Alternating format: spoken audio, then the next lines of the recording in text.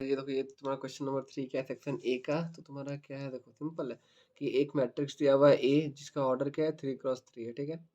और उसका डिटर्मिनेंट क्या दिया हुआ है 4 दिया हुआ है। तुम्हें बोला कि फाइंड ये एडजॉइंट ऑफ ए का डिटर्मिनेंट निकालना है। चीज़ क्लियर है? ये सर नो।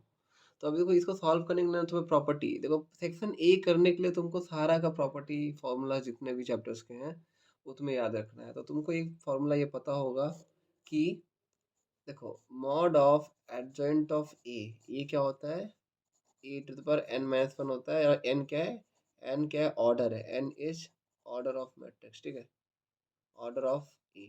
क्लियर है ना? समझ में आया? ये फॉर्मूला है तुम्हारा। चीज़ क्लियर है कि नहीं क्लियर है? बताओ। इसका मॉड ऑफ ए होता है ना, ठीक है। समझ आया कि नहीं आया? ये देखो, ये चीज़ फॉर्मूला तुम्हें याद रहेगा तभी कर पाओगे, अदरवाइज तो नहीं। ये सब तो सेक्शन ए तो मतलब तुम्हें करना ही पड़ेगा, देख लो। और सेक्शन ए तो 20 मार्क का होता है, अगर 20 क्वेश्चन है तो, ठीक है। चलो ठीक है।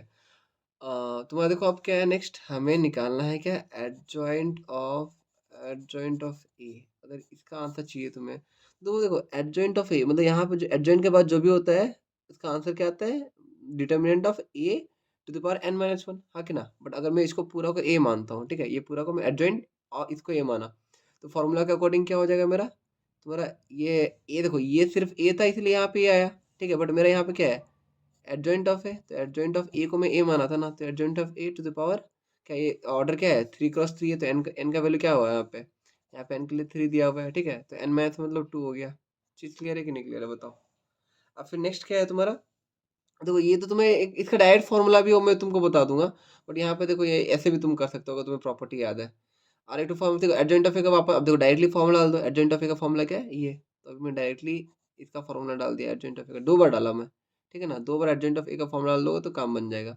तो इसका इसका ये अंदर वाला बस इतना का फॉर्मूला क्या है, स्क्वायर तो है, बट एडजॉइंट ऑफ ए का डिटरमिनेंट का फॉर्मूला ये है, बाकी स्क्वायर भी बाद में, इसलिए बाहर में स्क्वायर। चीज़ क्लियर है? अब तुम्हारा क्या आ गया, डिटर्मिनेंट ऑफ ए का 2 × 2 4 हो गया, और डिटर्मिनेंट ए का वैल्यू दिया हुआ है 4।